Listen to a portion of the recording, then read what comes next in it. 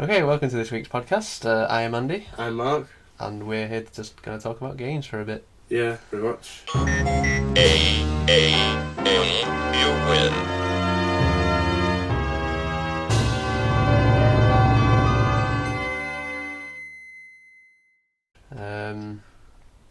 Not much in the way of news this week. I don't think we can talk about any news-related things because what's happened really? Nothing has really happened. Nothing. Don Matrick went to Zynga. Yeah, it's hardly massive game. Yeah, exactly. It's not really Nintendo related because we want to talk about Nintendo stuff. Yeah. So basically, we'll talk about what we've been playing this week, I suppose. Yeah, and we'll sort of see where it takes us. For me, it's been Animal Crossing. Obviously, just playing that. Anything happening in that? Not really, just the same usual stuff that you can do in Animal Crossing. Buying stuff, selling stuff, running around aimlessly, chopping down trees, annoying people. Yeah, nothing really to say on that. Nothing at all? Nothing new happening? Nope.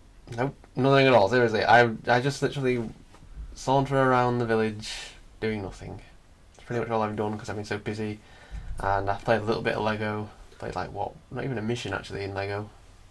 Yeah. I don't even remember what I did. I just play something like that today. Yeah, I might play some more later. But seriously, nothing at all. So that was No Fire Emblem? great. No, not even played any Fire Emblem this week.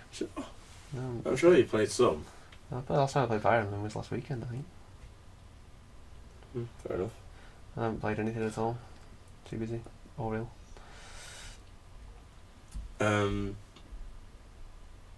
So is that it? That's literally You finished it? Okay. I have nothing else to say, seriously. Alright, well, I guess the games that I'm playing this week have been Kid Icarus. I haven't really been playing that much of it. I am still playing. I played it early on, Monday through to Wednesday, but then from Thursday onwards I've just been playing Super Mario World on the SNES, or That's rather the Virtual Console, on the Wii U. It is actually one of the biggest selling points of the Wii U, I think, having Virtual Console games on the gamepad. I do think that's a really massive thing, because I could just pick up that game. If no one's using the Wii U, I could just pick it up and play it when someone's watching TV. Like, you wanted to watch, what's it called? You wanted to watch Murray, didn't you? Oh, the tennis. Yeah. I was watching the tennis the other day, yeah. Yeah, so the tennis was on, and you came in from work and you turned it on, and I was just sat there playing Mario World, and it didn't affect me at all. Well, no, because you just played Mario. Exactly. I was just watching tennis. It was brilliant. I had to turn Mario off eventually though, because I was like, I need to watch the tennis too. So, yeah, that's true. Tennis beat Mario eventually, which is good. But it's only because Mario was infuriating me, right? And here's the thing. I have played Mario World before, and I love it. It's one of my favourite Mario games. It is brilliant. It's fantastic.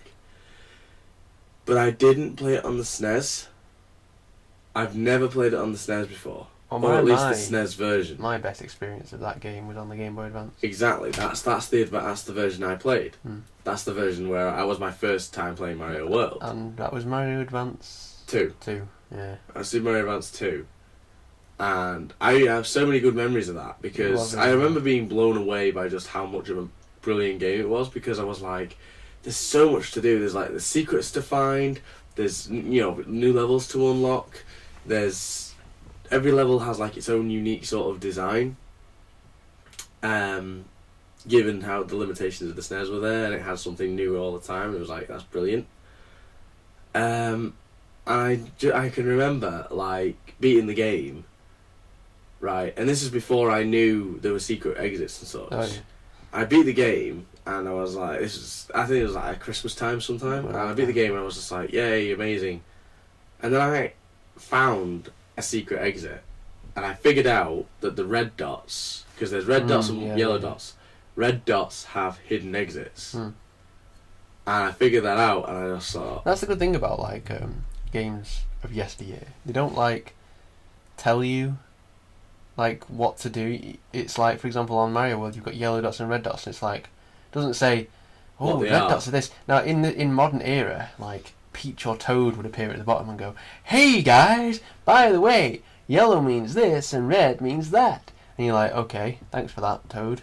But now, back in the day, it's just like, just figure it out. Yeah. I mean, this is I was It was process of elimination, though, Yeah. really. It's just like, well, what makes the red dot levels different from the... I mean, you could argue, oh, well, does the red dots mean I've got to find all the Yoshi coins? Yeah, Because but I was unlocking new levels, and they were yellow dots Yeah, already. So I was just sort of like, well, that can't be right. But you eventually find an exit and then realise that that's what it means. Mm. But this is the thing about modern games, they're just like... There's too much hand-holding, because like in Lego, Lego that I'm playing now, Lego City, it's a great game, but my god, it tells you what to do at all times. It's like, it's on the gamepad, it's going along the bottom on a ticker, telling you what to do. That's fine. But it comes up on the main screen all the time. Go to Doodah's limo place, do this, do this, do this. I'm like, alright, I'm doing it. I know what I'm doing. You're there in your car driving along. Go here, I know. It could be that it could be that they're a bit afraid of you going, oh, I can't play. Like if you're like a 5-year-old, Yeah. you go, oh, I can't play this, and then just sort of like getting rid of it and selling it for another But the game. thing is, with that game, it's just such a hand-holding game, and it kind of annoys me, to be honest. Even like, for example, when you become like a miner in the whatever, so you got a pickaxe, whatever, you can pick up dynamite. Whenever you pick up a dynamite, a big green arrow appears, pretty much telling you where to place that dynamite. Yeah. And it's like, so you're not even going to let me even attempt to figure it out for myself. You literally just, there's no real puzzle solving in it. It's just a case of, okay, well, there's a vending machine that gives me dynamite. I'll go to that vending machine, get some dynamite. Then the game will literally tell me where to put that dynamite as soon as I touch the dynamite. And then I put it over there, I explode it, the game just sort of, it plays itself almost, because you're just like, okay, well, I'll do that, and then I'll do that, and then I'll do that, and it's just telling you as you go. And even when you're in the main open world, it's constantly telling you where to go, and it's like, well, I obviously know, and there's no real need, because A, it's on the gamepad telling you all the time, Yeah. and B, if you don't know where to go, if you get in any vehicle, those green studs appear, telling you where to go. It's like, it is an open world, but at the same time, it's got that corridor gameplay of just do this, do this, do this, constantly telling you what to do after everything you do. It's just that's just modern games summed up. I mean, I played Lego Batman 2 on the 3DS, and I think I seem to recall it is something similar to that. Like, it's very similar to that sort of style.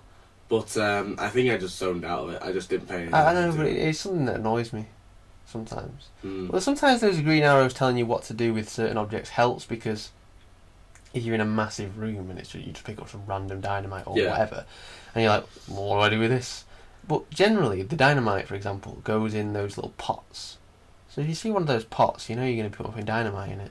So you don't really need to be told to do it. And it's almost like it's just saying, okay, well, this game's going to be played by a lot of kids, and we'll just literally guide them through the game. But the thing that annoys me when you're playing Lego is you feel like you're playing a tutorial. Like, even when you're way past the tutorial. You're still playing this tutorial mode, and it's like, alright, and there's no options to turn it off. I've been through everything trying to turn off these things that come up on the screen saying, this is what you Prompts do. and such. Yeah, and it's just like I say, there's no thought in the game. I'm not picking up objects going, well, what do I do with this? This is puzzling. No, because you literally just play. You do exactly what the screen tells you to do. That's all you do with Lego. As much as I love that game, all you're doing is just following instructions that are on the screen, and it annoys me, and I can't get rid of it. I don't know how to turn that mode off, but it's irritating, constantly telling me what to do. That's just modern games, really, just constant hand holding. When back in the day, it used to just say, just used to throw you in and go play. Yeah, do it. But with Mario World, you do figure it out. You do have that sort of The red dot, yellow dot. Yeah, the red dot, yellow dot business, where you, as I say, it's like you think, oh, because of the Yoshi coins, that must be what it is, or my first sort of instinct or gut instinct with it was, red dots mean incomplete, So it's like a new level would appear. Oh yeah. And if it more often than not, it'd be a red dot, and you just go, oh, okay, hit that, and it just means it's a level you haven't beaten yet. But then some dots were staying red when I'd left them behind, and I was just sort of saying, why? Have I left something back there? And obviously it is the exit. What I do wish they would do, however, is when you have found all the exits required in the level, that they do turn yellow. I wish they would do that, because you have no idea whether or not they have actually been finished.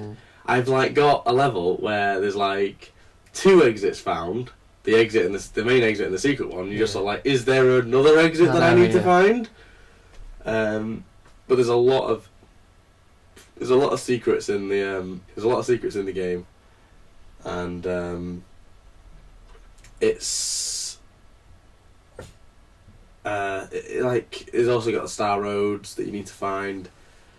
Sometimes nowadays, because I also want to get all the secrets, the game is testing my patience a little bit. One level is particularly quite hard, and I'm just I can't be bothered going back and trying to find that secret. Yeah. I've played through the level 5 times and can't find it. I've searched everywhere. I've done all the tricky things, like kicking shells up into the air and so on and so forth. It's usually something completely ridiculous. Yeah, and more often than not, I've only done it twice now, really, to find something secret. But it's only because I'm go through the level and just go, well, I don't know where it is. It's just I can't be bothered going back on that level for a 6th time trying to find this exit because I have no idea where it is. So I just type it in on my phone and find it. You consult the internet. Yeah, that's what I mean. I do cheat like that once or twice. I've told you this before. Yeah, I know. But I did that. Back on the Game Boy Advance era, I never used to do that because this was before the days when you could just go online. Yeah. You could go back online, but it was it was in the early stages of that. GameFAQs was only just starting to emerge. So I went on there. I just played it, and it was fun and enjoyable, and I figured things out for myself. I did not find any of the star roads, I'm pretty sure, when I played the Game Boy Advance, except for maybe one, because it's quite easy to find. You just literally find a level. It's quite straightforward. It's the one in the Mystery Forest. But what was I going to say now? Yeah. My main point about this game is, as I've said, it's amazing, it's great, and all sorts. Yeah. But my main point is, I never played this on the SNES, right? When they brought it to the Game Boy Advance, I imagine they updated it a little bit. They tweaked a few things. Yeah. Level design and all that, enemy placement, that stayed where it was. But I think that they must have changed something because it might actually just be a glitch. Well, I'll get to that in a minute. But Mario World is sort of famous because it brought momentum to Mario games. Mario no longer just jumped and stopped when you stopped pressing the buttons. He now had momentum behind him. So if you ran for ages, it would take him a while to slow down. Yeah. And the same happens, obviously, underwater and a lot of things like that. But I find the platforming quite challenging or hard at first to get used to that, because it's not just a simple case of standing under a block and hitting it with your head. No, you have to sort of position yourself precisely underneath it, because any slightly to the right or slightly to the left will jump at the side of it. Yeah. And if you, this is infamous for Mario anyway, if you land even a pixel touches an enemy, that's it. Oh, yeah. And it's I'm trying to jump on the heads, and I'm ever so slightly off, and I get hurt. And it's that's happens in all Mario games. We've all seen the video of Mario doing the first jump in the very first level of the very first Mario game and landing just before a Goomba for it to hit him. Yeah, that's infamous. Everyone knows that. So I'm not saying but Mario World is terrible because of that. No, but it does take a while to get used to it. And again, I don't remember the Mario World that I played on the Game Boy Advance being like that. I remember it having momentum, but I remember it being a lot more sort of streamlined. A lot more refined. And it's been a long time since I played that game. But the thing I was saying that may be a glitch is, and it has to be a glitch, because if they did this, Nintendo, I have no idea why you did this. If this was an intentional choice, it does not make sense, and it's stupid, and it's making me hate the game.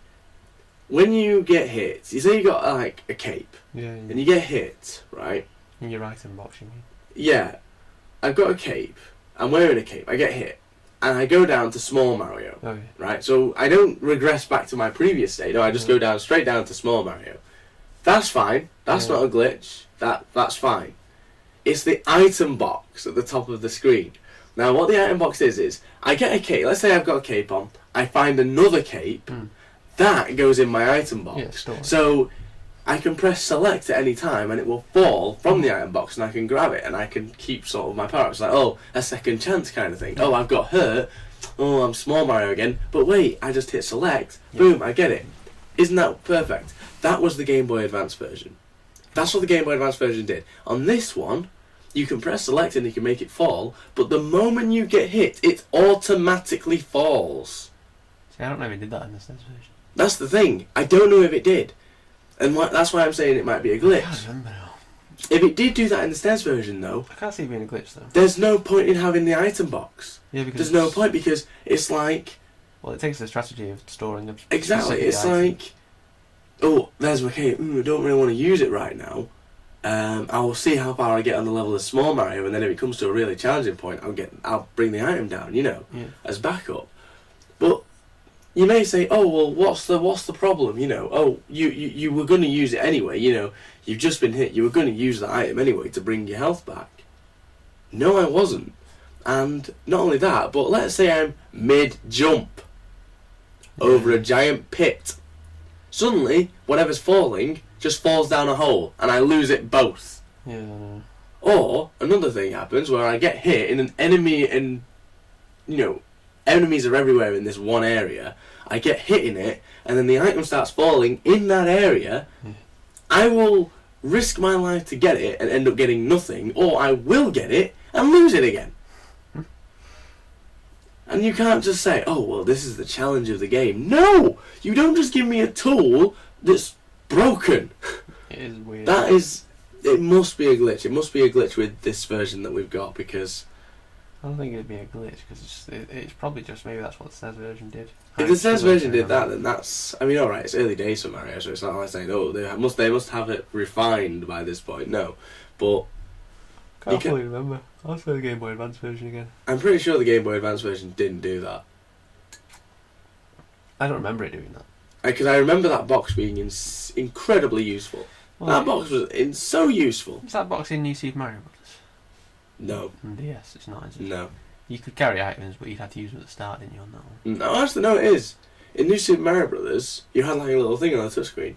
Yeah, You could press that whenever you want and you could drop it. So yeah, it technically did have that. But again, like that, imagine playing New Super Mario Bros. You get hit and immediately that thing that you just had down there that you were conserving for a certain time It just falls. just and falls. there you go. But that item box was useful because if you got like a small mushroom or a shell Mario that you really needed to get past a certain thing to find a secret exit, for example, Yeah. you could just store it there and then pull it out when you needed Yeah, it. exactly. It's like the mini mushroom on New Super Mario Bros. What? The mini mushroom on New Super Mario Bros.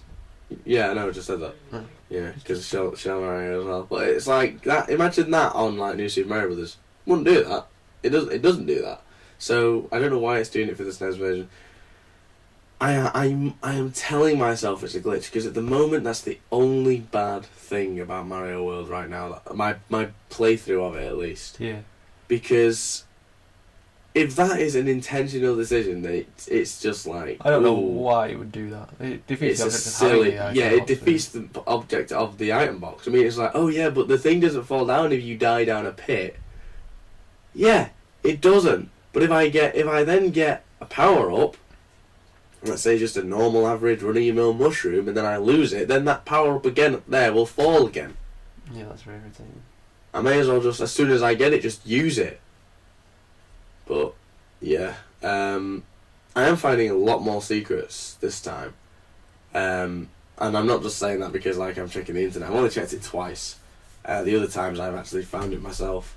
But I'm finding a lot of the secrets. Near enough all the secrets, I've pretty much found them. Even the ones that really baffle my mind.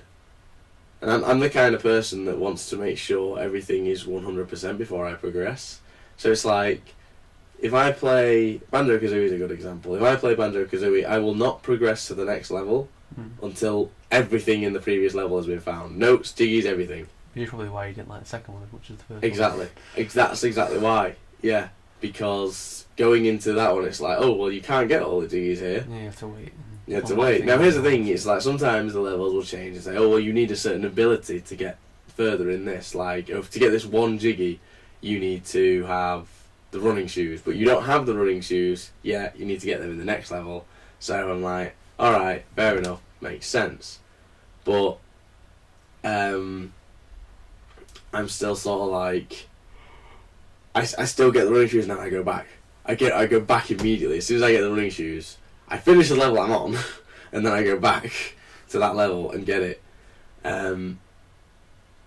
So I like to sort of have things 100%. Mario 64 was another good example, but obviously there were a lot more stars there that was like, oh, you need the winged cap, or oh, you need the invisibility cap, and I was just sort of like, ah!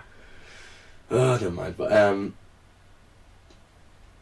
with Mario World, it's like, I think when you get past the third castle, the game goes, Mario has defeated whoever it was, I can't remember now. Blah blah blah blah. Oh, have you found the green and... Is it the green and red switches yet? Yeah, it was green and red switches. Have you found the green and red switches? Now at this point I found the yellow and I found the red, and I was like, the green one's somewhere. And I was like, that's it. I'm not going any further until I have found that switch. So I'm now going back through every single level looking for where the green switch was. And eventually I did find it. It was in the cave area. Oops, spoilers. That's something that annoys me about Mario, the Miiverse. I got told off for posting spoilers on the Miiverse just once because I told people how to get the second coin star, or star coin rather, on one of the levels in Mario U. And I was like, oh, it's here, by the way, just in case you're wondering. And I got told off. Well, I don't think I did say it's here. I just said, jump here, and you'll find a secret place where the coin is. And I got told off for that. I was like, oh, you're posting spoilers. And I'm just sort of like, well, hang on, let me just scroll through the Miiverse for a second. Oh yeah, look at all these people asking to know where it is.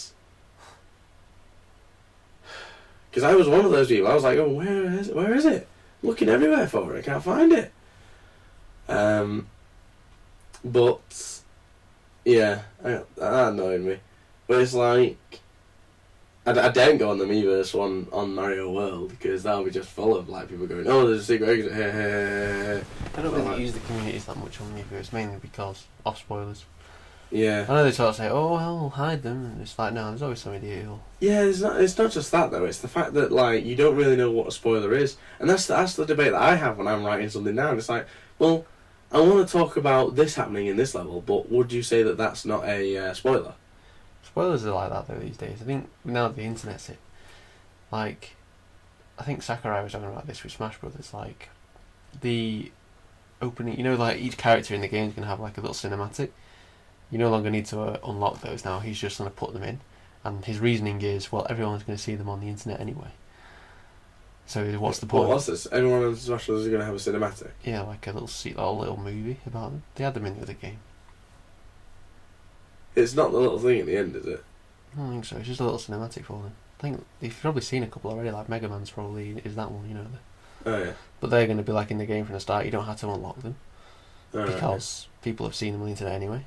And it's spoilers are a bit annoying because I think Animal Crossing is another one. Yeah. Before Animal Crossing came out, Nintendo obviously gave a few people the actual game, and people were playing it for reviews and whatever. People are playing it and posting the pictures onto Twitter or talking about it on Twitter, and it's almost I don't want to see some of this. Some of it I don't want to see. I know you were arguing you can't really spoil Animal Crossing, but there are some things that you don't want to see. You want to know certain. You want to actually see it for yourself. You don't want to. Oh, this will when people post. Oh, this is going to happen on every Tuesday or something, and you're like, well, I wanted to find that out myself. I wanted to turn the game on Tuesday and find that out for myself. But it's Animal Crossing isn't really. There's no major plot spoilers to throw out there, or hidden items to throw at you, because it's all there. But when people were obviously playing Animal Crossing for almost like, I think it was like months before the game came out, and you just see it all over Twitter and Facebook and whatever, and it's just like, I don't really want to know. I used to end up just skipping over, and any Animal Crossing related tweet I would just skip over, because it's just, I don't want to know everything. I don't want to see the pictures of the puns for the fish. I want to see them for myself when I catch them. Things like that. Oh yeah. It's like, that's what but like, that's the age of the internet now. Like, with Animal Crossing, you just kept on seeing things, and I would just ignore them, really. Yeah. But yeah. What is it now about Mario World? Yeah, it's good. I'm blasting through it. I'm nearly at the end. You can blast through a lot of Mario games if you go for it. I mean, I've not got New Super Luigi yet. But this leads me on to something that I wanted to talk about, actually, because I was thinking this myself this week when I was playing Mario World, and I was just sort of like running through the facts in my head, forging my opinion, I guess you could say, of the game. And going back to what you were saying about Lego, Mario games nowadays just handhold you all the time. Now, I won't say they handhold you like too much, but it's like, they still rely on your skill to get from the start level to the end level. But you die 5 times and you will get the green block or the special block of shame. I refer to it as that. It is like this big block of shame that it's not that it tempts you, it's just that it insults you. It tempts you if you cannot beat the level and you don't have any sort of self-respect. Well, I got a Luigi block in everything, because it's something that appears in Donkey Kong Country Returns as well. Like, if you die, I don't know how many times, but you'll come back and that little pig will start going, what yeah, but that's what I mean. For you? That's what I was about to go on to, is the fact that games nowadays, well, the Nintendo game area have these super characters, so it's either like Luigi will do the level for you, or Super Kong will do the level for you, or Super Tanuki Mario will do the level for you, and it's just sort of like, why would I want that? The level's tough, so if you can't do it, we'll do the level for you. You are a platforming game. You understand that I'm not playing this game for the storyline. Right? If this was like some really in-depth Fire Emblem RPG game where the story is like integral to everything you do, then I can at least understand why you would say, hey, do you want us to just bypass this fight because it is a bit of a tough one and I know you really want to get on with the story. Then yeah, I can at least understand that. But having it in a Mario game or a Donkey Kong game, now Donkey Kong is tough.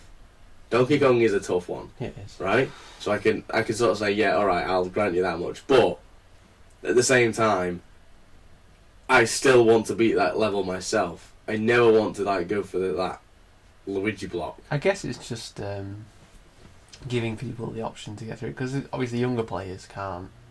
Yeah, but it's a slippery slope, I find, because you'll get that block, you're like, alright, I did the level, yay, next level. Oh. Well, you can't do that level. You cannot. Exactly, it's like a progression. You can't do the previous level, so why are you bothering the next level? And the next level after that, and the next level after that. You may as well just let the game play itself. That's the point. It's like you're letting the game play itself, and you don't want that. Well, the thing is, I don't mind it particularly, but they should have like an option to turn off the Luigi. Yeah, I know, and people, it's a fair statement to say this, but I still think people are annoying with it when they say like, oh, well, you don't have to use it. You don't have to have it there. It's completely optional, so why having a go at it? And I understand, having a go at something that's optional is kind of a bit cruel, but it still frustrates me when I see it, because I'm just sort of like going, someone's going to hit that, and they're not going to get better at this game.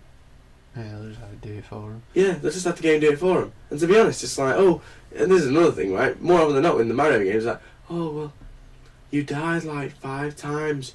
If you want, we'll get Luigi to do the level for you, right? And he won't get the star coins. Oh, well, you know what, that's absolutely great, except for the fact that I can beat this level with my eyes closed, and the reason I'm dying is to get the star coins. Yeah, that's usually that does actually happen quite a lot. Because you've already been on the level. Why? If you've already finished a level, that thing should not it exist. should not ever exist because you've done it. You don't need to have it completed because you've already completed it. So Exactly. why is Luigi coughing up? Yeah, that's annoying. And he's like, oh, I won't get the star coins or I won't get any of the items on Donkey Kong. And it's like, well, yeah. Yeah. Stupid. So that's why I'm actually dying. Yeah, it's stuffed. Obviously, wasn't thought of. Yeah. I mean, it makes sense. It obviously continues that challenge of, you know, always sort of giving you stuff to go for.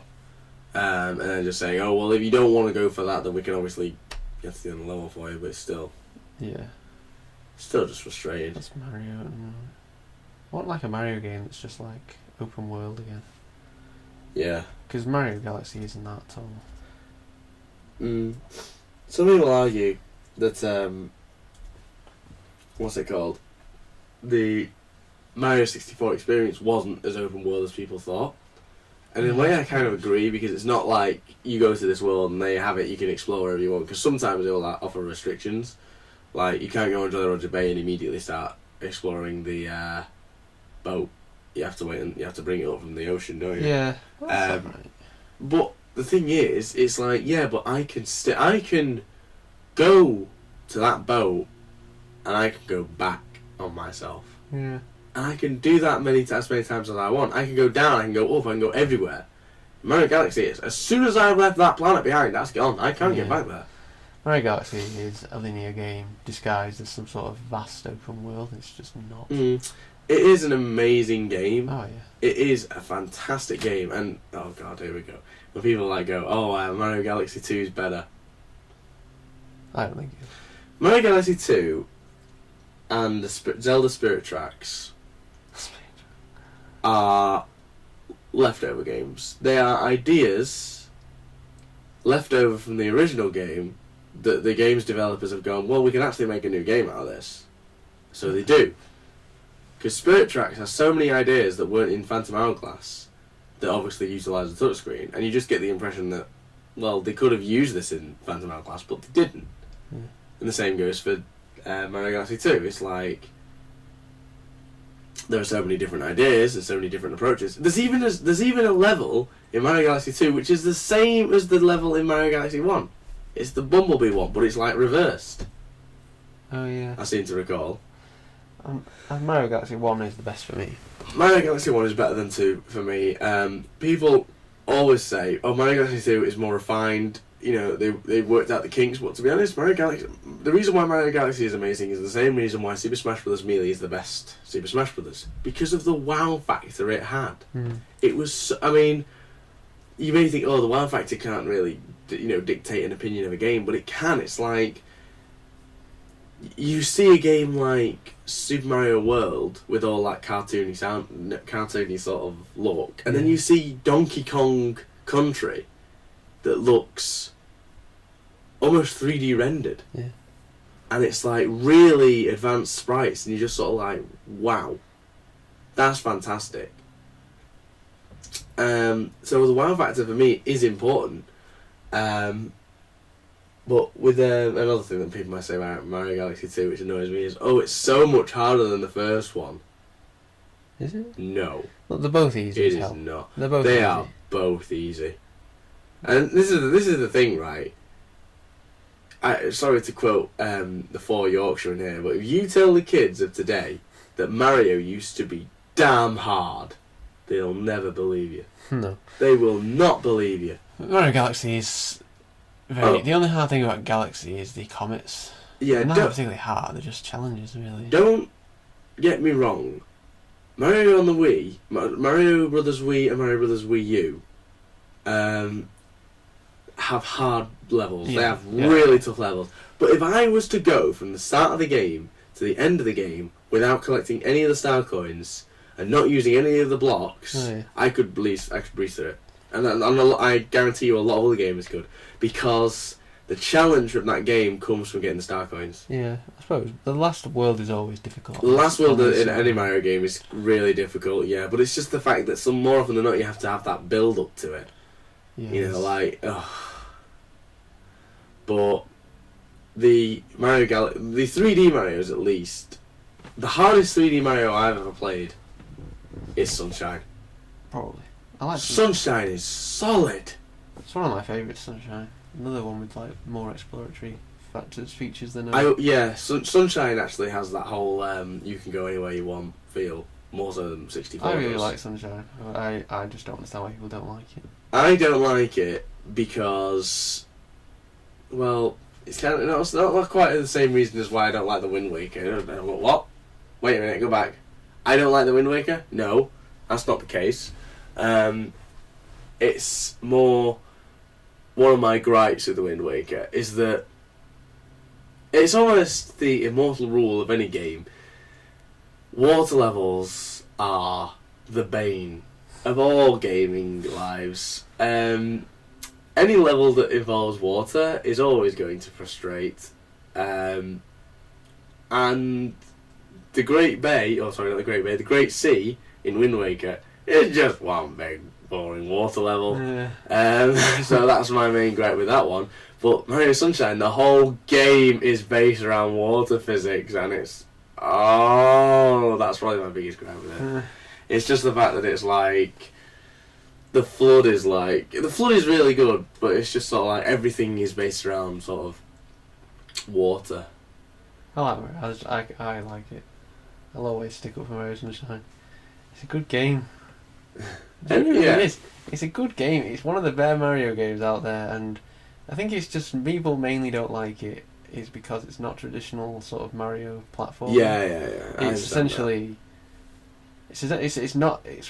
I can understand people who say it's not a Mario game because it's literally a man with a thing on his back, and that could be anyone.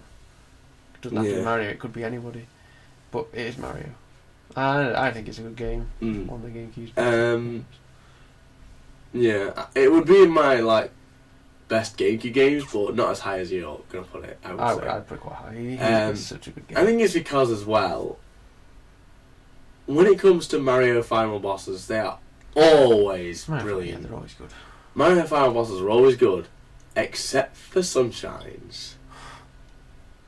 Sunshine's is by far the worst Mario final boss I've ever played.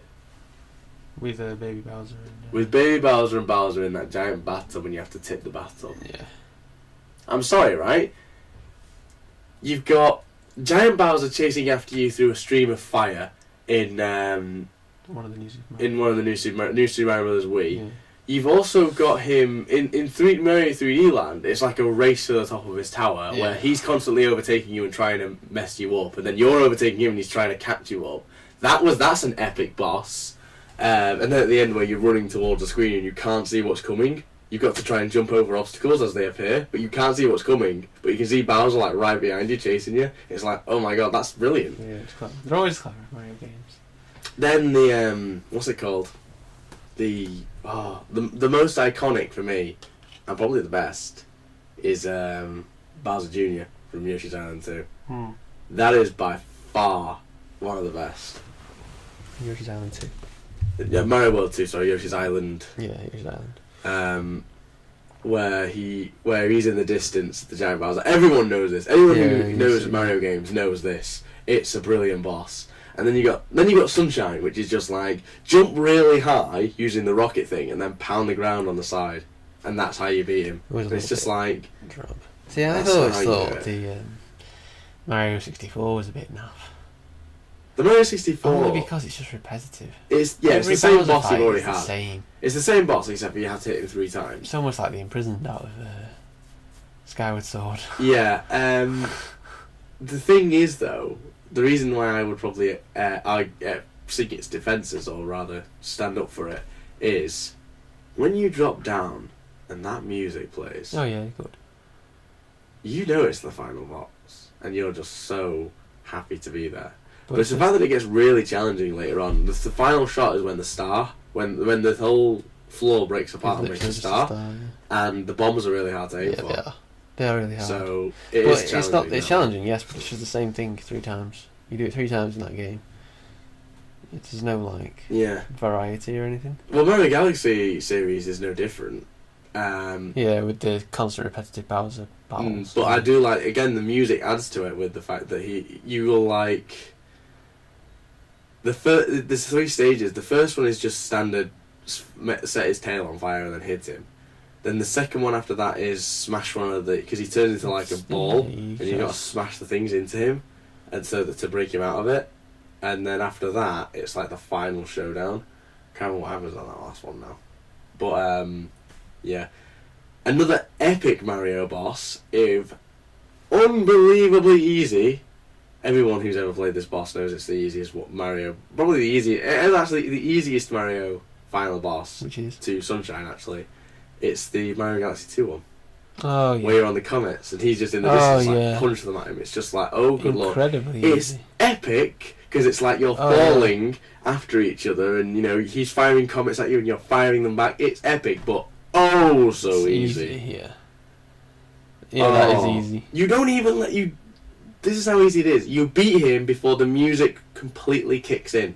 Yeah, you can. Like the music has this really slow atmospheric build up and like really epic to set the tone, and then it just goes dead, done. Oh right, the music didn't even kick off. I remember being surprised when I beat that boss. And it's the end of the game. And you're like, was that actually it? Yeah. You're almost expecting him to come back and like have the real fight, and he just doesn't. It's like, wow. Mm. But back to Mario Galaxy. Mario Galaxy 1 is better in my opinion. Yeah, Mario Galaxy 1 is better. I've played them both, and if I was to play one again, I would play Mario Galaxy. Yeah. It's just more fun. I had more fun playing Mario Galaxy than I had Mario Galaxy 2. And that may be because Galaxy 2 was mainly just a continuation of it.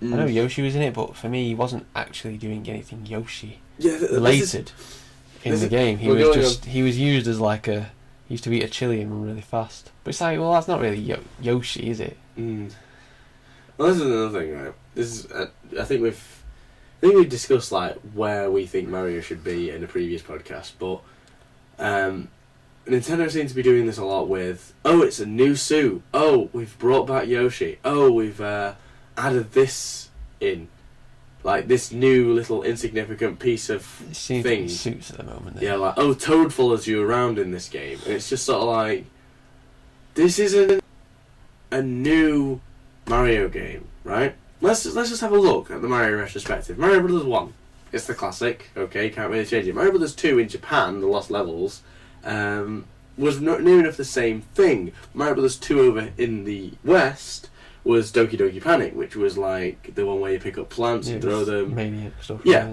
So that was completely different from the first one, but it was still Mario, really. It was a platform and he was jumping on heads. But then came Mario Brothers 3. This was the real step forward in traditional Mario games. Because you had the Koopa Kids, you had like all these brand new level things to go well. You had power-ups to the walls. You had so many power-ups in that game. New introduced. You had the Tanuki suit, the Hammer Brothers suit, the Frog suit. So many different they ran with it, really. They really did run with that game. And it was phenomenal. And then, obviously, the next step after that was Mario World, and that just blew it away. That was like, it's like so much of a step forward again. Yeah, it just advanced what it was doing previously on the NES, essentially. It was again another step forward. But now looking back at looking at the current Mario generation, we're sort of stagnating. We're sort of going through the same thing. We'll either add a new suit, like the squirrel suit. It's just like, that's not what makes the game new, guys. It's barely, you can't really call it an upgrade. Just a feature in the game. It's just a feature at the end of the day. Yeah, I mean, they either do that or they'll do the opposite, which is rather than bringing something new, they'll bring in something old. Like, do you remember when this happened in Mario Brothers 3? Well, now it's in this game, and it's like, I do remember that when in Mario Brothers 3, but not once during Mario Brothers 3 or Mario World did it go, hey, do you remember when it was like this in Super Mario Brothers? No, it went with something completely new all the time. And I'm not like saying, Nintendo should come up with more ideas when it comes to Mario, but it's just like, come on. I do like the new Super Mario Brothers series, and the fact there's 4 games is about right, because it's like one for each console, really. Wii, DS, 3DS. The games they make are solid games. They're fine. They're perfect, near enough. But it's just the fact that it's like, it's just there's no sort of development in it. It's like they brought back the Koopa Kids, and it was like, oh, the Koopa Kids are back.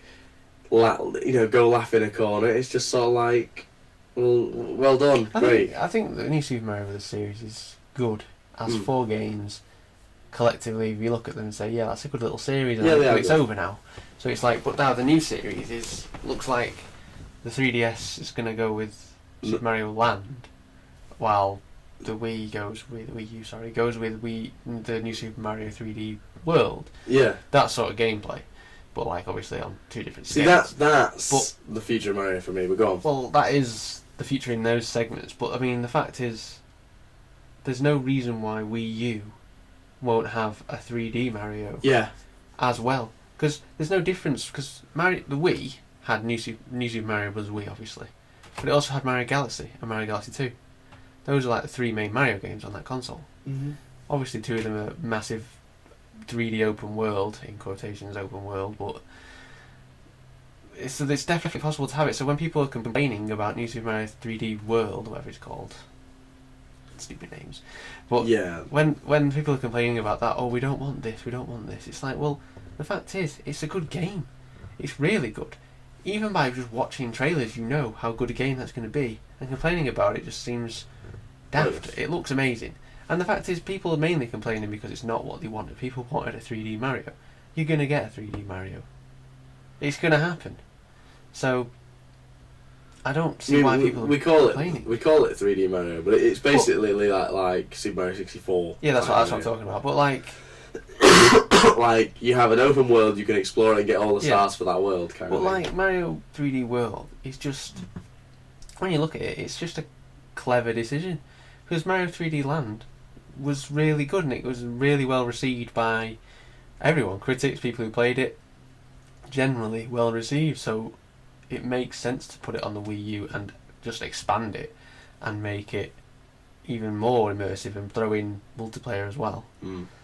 It just makes sense because it was so well received on the 3DS. Yeah. But I don't know. I think that's obviously the direction that they're going in that little segment. Well, I do think that Mario games, that is the future of Mario games. That is new.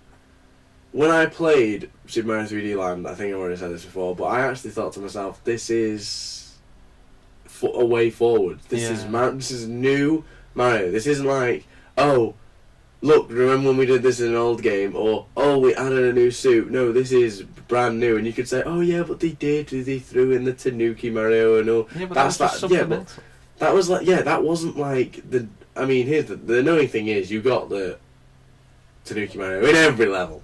Yeah. The Tanuki Mario is in every level. It's just like... What happened to when... That's what frustrated me about the... Squirrel suit. Squirrel suit in the Wii U. It's too frequent. Well, I always remember, because when New Super Mario Bros. 3D, the DS, the very first one came out, Big Mario, Big Mushroom was the big feature in it. You got it like twice in the whole game. Yeah. It was like never It's because the level had to accommodate it. Yeah, exactly. That's why. But you never got it. You got it in the first level as if to say, hey, look, here's a new feature. You never see it for ages after that. Yeah. But then you get Mario Wii U, and it's just scrolls through acorn after acorn after acorn. Here's an acorn, here's an acorn, here's an acorn. It's like, give me something else. It was basically acorns and fire flowers. That's all you got. They should have mixed it up a bit more and had at least some other items, because it was too many acorns. Yeah. But I remember on the days of like Mario World, for example, I'm playing right now. It's like getting the cape is quite rare.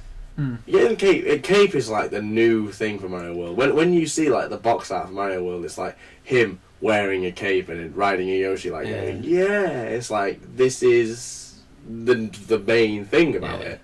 And it's not like frequent. I wouldn't say it's frequent all the time, but it's like in the early levels, for example, you're more likely to get a mushroom and a fire flower than you are to get a cape. Yeah. So getting a cape is quite brilliant. You know, when you find a feather, you're like, oh, a feather. Yeah. You know, oh, I'll get that. And that's what it was when it was on Super Mario Bros. 3, I think. Because we played that on the Virtual Console, and it's like the Tanuki suit is very rare. You're more likely to get the mushroom and the fire flower than the Tanuki suit or the Hammer Brothers suit and anything like that. And you could actually have them in the store Well, yeah, boxes. that's what makes it really good when you get that rare item. Yeah. Yeah, better. So, you know. So, yeah. In summary, Mario World is great, and it always will be great. There's a bit of a challenge to get the get used to the momentum, but that drop-down box, that item box, that must be a glitch, because I don't know why that would be a conscious decision. I don't know why they've done that. And I'm trying to remember the Game Boy Advance version to remember like what it did in that, and I don't recall it throwing the item at you straight away. No, I don't think it did. I would have had an issue with it then as well if I did. Because every time it happens, I'm just sort of like, well, there it goes. Yeah. And it's really frustrating now because I'm on like the last world, so I'm just sort of like, I'm just sort of getting it happen to me. Just like, oh, there it goes, bye. I need that. Never mind. Another thing as well is, I'm pretty sure you can use the Star Roads as shortcuts when you beat those levels. But I'm going to beat them after the seventh world. But I have to trek back through like the entire map if I want to get to a certain area. It's like have that on like constant loop, and I'm just sort of going up, down, left, up, left, down. It's just like the Mario just sort of saunters through the levels. It's like, hurry up! Is it annoying?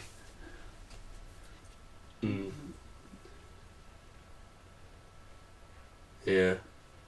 And also, this Mario World introduced the whole spin jump. Or Did it? was it the spin jump? I can't remember. No, was this the game that introduced it? I think was it in Mario 3? Maybe. I don't know. You know the spin jump. You press the button and I it don't goes. know if it was. But yeah, it's a pretty powerful jump. But yes. Other than that, Mario games need to stop hand holding. They're never going to stop doing that though. Well, no, they're not. But it's just I personally find it insulting because it's just sort of like, and it's annoying because you know that beating the level is not what you want to do. It's you want to get the star coins. That's why you're there. Yeah. You know, but because here we are getting all. We are like really when it comes to Mario games, we're completionists. We want to get everything in every level, and I think I did everything on Yep. Mario U. Mario Wii, we've done it. We've both got 5 stars each on that, and on Mario U, we've both got 5 stars each. What did it? I've got. I've aced Mario Brothers. DS. I don't think I've done number 2, and that's another one. Number 2, New Super Mario Brothers 2 on the DS, on the 3DS rather. It has this whole coins. You gotta collect coins. Like, this isn't new, guys. This isn't like a step forward. This is just sort of like going. Yeah, this one's got a new feature. It's like going, bring us something that puts Mario forwards, not sticks around in no man's land for a bit. Oh, But I would say we have reached the end of this podcast. Would you? I think we probably have. With Yep. nothing to talk about with Mario World. Yeah, is Mario Mania. Literally is a Mario Mania podcast now. Yeah. But yeah, I think that's pretty much everything Yeah. that we had to talk about. Yeah. So I will say goodbye from me, Mark, And goodbye from me, Andy. and we will see you probably next week. Until then, play more Mario games. Yes. They're fun.